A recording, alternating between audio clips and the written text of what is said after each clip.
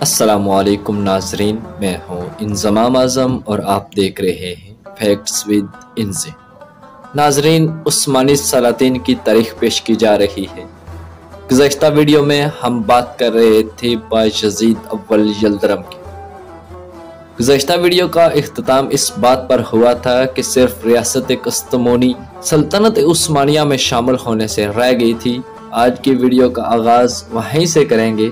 Video کا باقاعدہ آغاز کرنے سے پہلے اگر ابھی تک آپ نے ہمارے چینل کو سبسکرائب نہیں کیا تو براہ کرم ہمارے چینل کو سبسکرائب کر لیں اور ساتھ بیل آئیکن کو دبانا مت بھولیے گا۔ اب صرف ریاست قسطنطنیہ سلطنت عثمانیہ میں شامل ہونے سے رہ گئی تھی۔ دوسری مفتوحہ ریاستوں کے امراء قسطنطنیہ میں جا کر پناہ لیتے تھے۔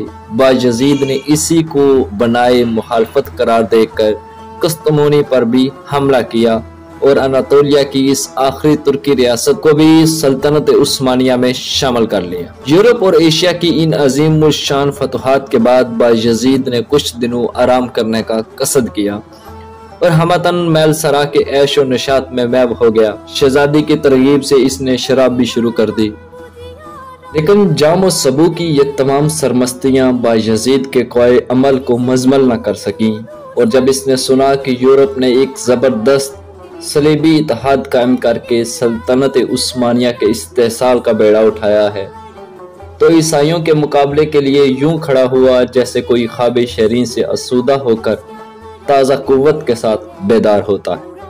اتحادی فوجیں ہنگری میں اکٹھی ہوئی اور وہاں سے ٹرانسلوینیا اور ولاچیا کی راہ سے کچھ سرویا کے راستے سے عثمانی مقبوضات کی طرف روانہ ہوئی۔ چونکہ سرویا کا بادشاہ بایزید کا حلیف تھا اور کامل وفاداری کے ساتھ اپنے معاہدے پر قائم تھا، اس لیے ان مسیحی مجاہدوں نے سرویا کے باشندوں کے ساتھ بھی، جو تمام تر عیسائی تھے، وحشیانہ قتل و غارت گری کا وہی سلوک کیا جو وہ ترکوں کے ساتھ کرتے۔ سب سے پہلے سجمن نے ودین پر حملہ کیا اور اسے فتح کر کے سسٹودا اور ارسودا پر قبضہ کرتا ہوا نائکوپولس کی طرف بڑھا۔ نائکوپولس پہنچ کر فوراً اس کا محاصرہ کر لیا۔ نائکوپولس کے کمانڈر یوگلان بے نے ہتھیار ڈالنے سے انکار کر دیا اور محاصرے کی انتہائی شدت کے باوجود حیرت انگیز شجاعت کے ساتھ دشمنوں کا مقابلہ کرتا رہا۔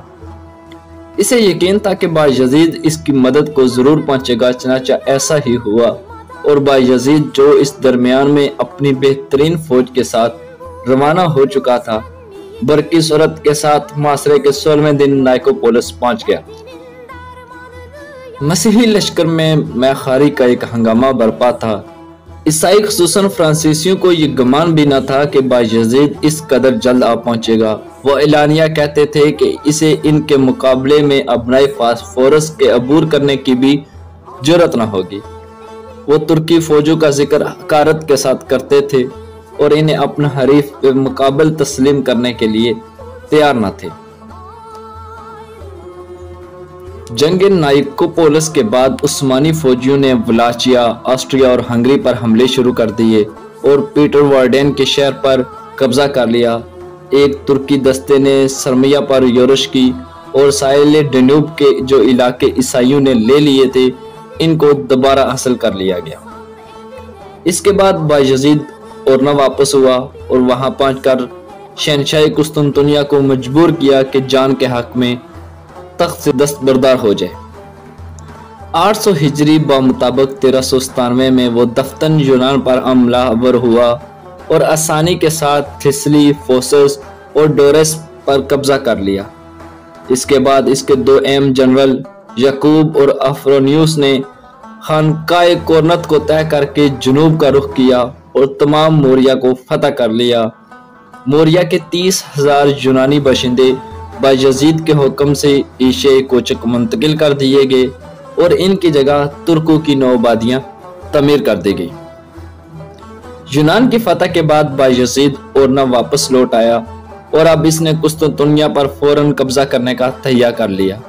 اس سے قبل بھی وہ قسطنطنیہ کا محاصرہ کر چکا تھا اور شہنشاہ کو اپنا پائے تخت محفوظ رکھنے کے لیے بہت سخت شرائط پر 10 سال کے لیے صلح کر لینی پڑی تھی۔ اس نے ایک خاص ایلچی کے ذریعے شہنشاہ کے پاس یہ پیغام بھیجا کہ وہ تاج و تخت سے دستبردار ہو جائے، ورنہ شہر بازور شمشیر فتح کر لیا جائے گا، اور اس وقت وہاں کے باشندے رحم و کرم کے مستحق نہ سمجھے جائیں گے۔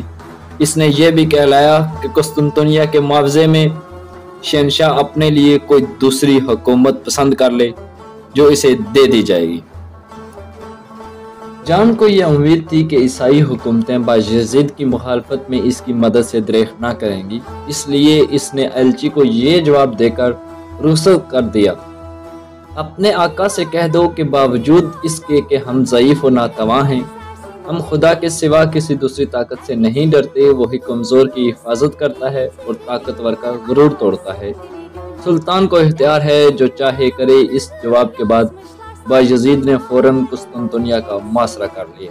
لیکن عین اس وقت جب بایزید قسطنطنیہ پر حملے کی تیاریاں کر رہا تھا، اس کے ایشیائی مقبوضات میں نہایت انقلاب انگیز حالات رونما ہو رہے تھے، جن سے مجبور ہو کر اسے محاصرہ اٹھا لینا پڑا۔ اب تک 12 سال کی مدت حکومت میں جو مسلسل جنگوں پر مشتمل تھی، بایزید کو ہمیشہ کامیابی ہوتی گئی۔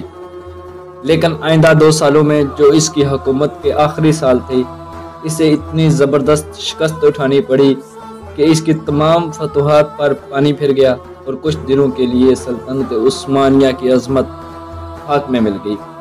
خود بایزید کا خاتمہ بھی قید کی حالت اور بے کسی کے عالم میں ہوا۔